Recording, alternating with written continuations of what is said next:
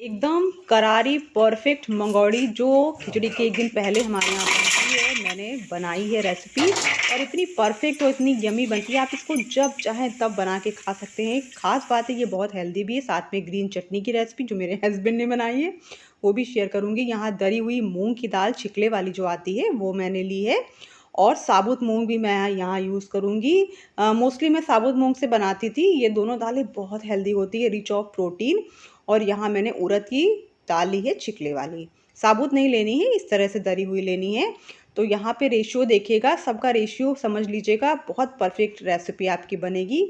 आधा कप मैंने ले लिया है मूंग की दाल जो छिकले वाली आती है।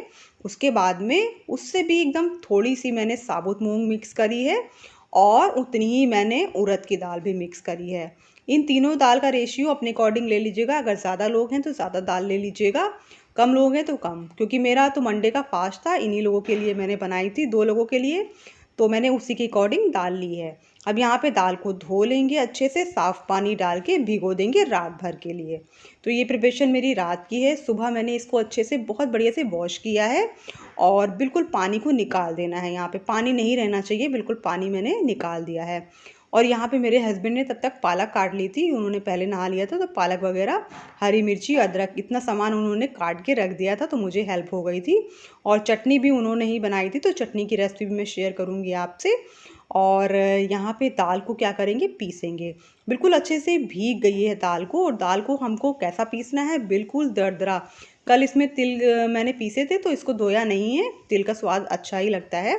तो एज इट इज़ मैंने इसको डाल दिया है। रात में मैंने लड्डू बनाए थे, तो वही जार ऐसे ही रख दिया था। अब इसमें मैंने डाल दिया है, सारी दाल आ गई है आराम से। अब इसको हम एक पल्स पे थोड़ा थोड़ा करके चलाएंगे, और इस तरह से एक दरदरा सा मिक्सचर बनाएंगे। आपको बिल्कुल महीन नहीं करना है, ध्यान रखिएगा। दरदरा मिक्सचर जो होता है वो मंगौड़ी के लिए परफेक्ट होता है, किसी भी पकौड़ी के लिए, स्पेशली मंगौड़ी के लिए। एक साफ़ बर्तन यहाँ पे ले लिया, बड़ा सा बाउल लीजिएगा। अभी सबको मिक्स करना है ना, तो यहाँ पे हम डाल लेंगे अपना जो मिक्सचर है वो दरदरी वाली। रेसिपी थोड़ी सी भी पसंद आए तो प्लीज़ मोटिवेशन ज़रूर करिएगा, मोटिवेट करिएगा। चैनल को सब्सक्राइब ना किया हो तो सब्सक्राइब कर लीजिएगा।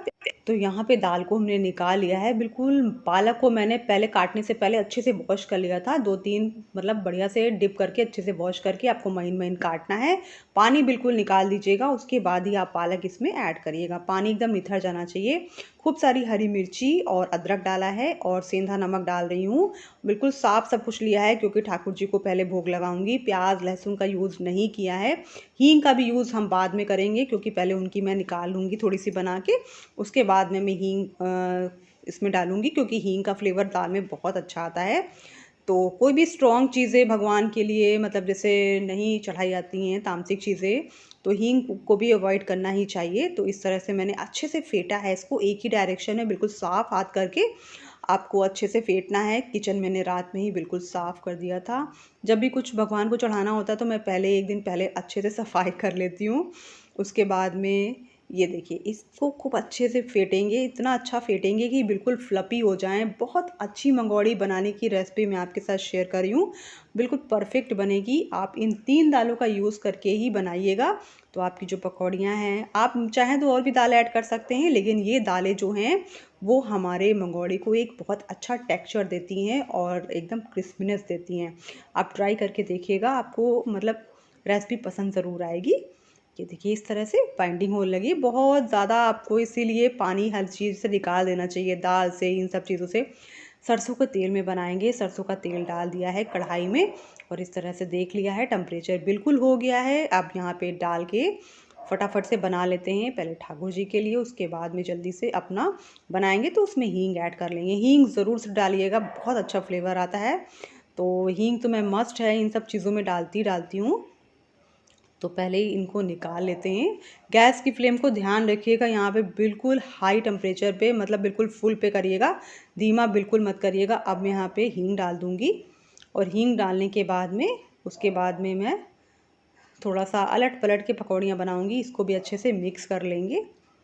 तो मैं जल्दी जल्दी बना रही थी, सुबह बहुत लेट हो जाता है, और ठंडी के मौसम में हाथ पैर भी इतनी जल्दी काम नहीं करते हैं, तो किचन में सब थोड़ा सा भी कोई हेल्प कर देता है तो बहुत अच्छा लगता है। तो ये अलट पलट के मैंने इसको बना लिया है ठाकुर जी की, और जल्दी से मैं जाती हूँ और पहले भोग लगा देती हूँ, उसके बाद में हम जल्दी से बनाएंगे। और इन पकौड़ियों को आप ध्यान रखिएगा, हाई टेम्परेचर से मीडियम करिएगा, लो बिल्कुल मत करिएगा, वरना आपकी पकौड़ियाँ ख़राब हो जाएंगी। और इतनी करारी खस्ता बनी है, मैं बता नहीं सकती हूँ। आप ट्राई करिएगा इस रेसिपी को, आपको डेफिनेटली इतनी ज़्यादा पसंद आएगी, ये मेरी गारंटी है आपको रेसिपी पसंद आएगी। क्योंकि कुछ ऐसी दालों का यूज़ करके अगर आप बनाते हैं तो बहुत अच्छी रेसिपी बनती है। लड्डू भोग में सुबह लगाए थे, और बाकी ठाकुर जी का मतलब ऐसे ही पूजा करते हैं हम लोग रोज़। इस तरह से हो गया है, और लड्डू की रेसिपी रात में शेयर कर चुकी हूँ, ज़रूर से चाहिएगा, देख लीजिएगा, इस पर भी अपना थोड़ा प्यार बरसा दीजिए। और यहाँ पे हम दूसरा बैच डाल देंगे। गैस की फ्लेम को हाई पे ही रखना है, लो बिल्कुल मत करिएगा। हाई टू मीडियम कर सकते हैं लेकिन लो पे मत करिएगा, वरना आपकी पकौड़ियाँ थोड़ी सी मतलब सौगी बनेंगी। और इस तरह से ट्रिक है कि आप इस तरह से जब पकौड़ियाँ बनाते हैं तो जो दालों का यूज़, दालों की मात्रा का यूज़, सबका यूज़, और पालक कितनी डालनी है, और पानी का अंश बिल्कुल नहीं रहना चाहिए, तभी आपकी जो पकौड़ियाँ हैं वो परफेक्ट बन की रेडी होती हैं। तो अलट पलट के दोनों साइड से सेक लेंगे। एक साइड जब अच्छे से हो जाए तभी इसको स्पैचुला आपको लगाना है, वरना ये टूट सकती हैं क्योंकि थोड़ी सॉफ्ट होती हैं। जब एक साइड से हो जाए, अच्छे से शेप ले ले, तब आपको पलटनी है, बस इस बात का ध्यान रखिएगा। और आपकी मंगोड़ियाँ या पकौड़ियाँ कुछ भी आप बनाइए, प्याज वगैरह भी डाल सकते हैं, मैंने तो नहीं यूज़ किया है प्याज। तो दोनों साइड से अच्छी करारी हो गई हैं, इनको भी निकाल लेते हैं प्लेट में। और गजब की सबको भूख लग रही है देख के। एक दिन 2 दिन पहले से ही बातें होने लगती हैं कि भैया बनाओ, और यहाँ चटनी बना रहे मेरे हस्बैंड, बिना चटनी के वो खाएंगे नहीं। खूब सारा धनिया, टमाटर देसी वाला लाल, हरी मिर्ची खूब डाल दी उन्होंने, बहुत तीखी कर दी थी चटनी। और अदरक ज़रूर डाल दीजिएगा, अगर आप लहसुन खाते हो तो डालिए, हम लोग ने नहीं डाला है। सेंधा नमक डाला है, और बढ़िया से बिल्कुल पल्स पे 2-3 बार चलाएंगे, बिल्कुल दरदरी सी चटनी बन के तैयार हो गई थी। इधर मेरी पकौड़ियाँ भी बन गई हैं, बस कट करके मैं दिखा देती हूँ। मतलब मैंने कहा दूसरा बैच बना के वीडियो शूट कर लूँ, उतनी देर में मतलब इससे आधी पकौड़ियाँ ख़त्म हो गई। मैंने कहा मुझे शूट कर लेने दो, लेकिन भैया आधा अधूरा वीडियो, बस किसी तरह से मैं वीडियो बना पाई हूँ। उधर से पकौड़ियाँ लेके खाते जा रहे हैं, मैंने कहा चलो भोग में लगाई हैं वही वाली खा लो तुम लोग। लेकिन सबको जल्दी रहती है ना खाने की, और मुझे भी खैर मुँह में पानी आ रहा था, लेकिन भाई व्रत है तो कैसे खा सकते हैं, मैं बाद में बना के खा लूँगी, कोई इशू नहीं है। तो यहाँ पे अलट पलट के इनको भी करारा सेक लिया है। और आप सबको मकर संक्रांति भाई कल है, तो सबको बहुत बहुत हैप्पी मकर संक्रांति। पकौड़ियाँ भी बन गई हैं, आइए आप लोग भी इंजॉय करिए। और अभी तक आपने इस तरह से नहीं ट्राई किया है तो आप इस तरह से भी ट्राई करिएगा।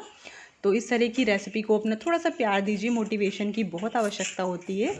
और क्रंचनेस देखिए कितनी है। जल्दी जल्दी से मैं इसको चटनी के साथ लगा के दिखा देती हूँ। चटनी बहुत अच्छी बनी थी, बस तीखी थी, भाई हमारी बेटी बता रही थी तो मैंने बता दिया।